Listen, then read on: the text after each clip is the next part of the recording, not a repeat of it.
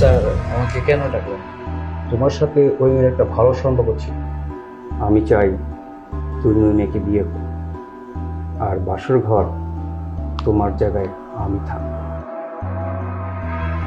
তুমি যদি আমার এই প্রস্তাবে রাজি হয়ে থাকো তাহলে তোমাকে আমি 2 লক্ষ টাকা বেতন দেব।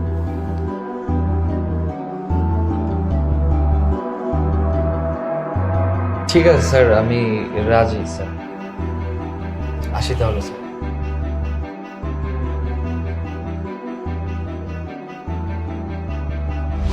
আর এইভাবেই তোর বাসর ঘরে আমি চলে এলাম।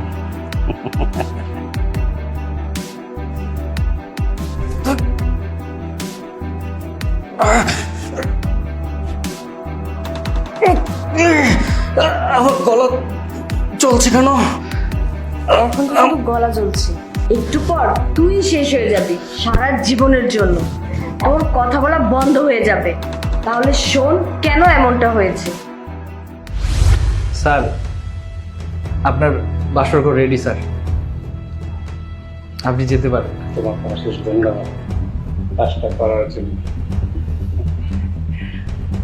এই নাও তোমার appointment letter. Thank you sir. Sir প্রতি মাসে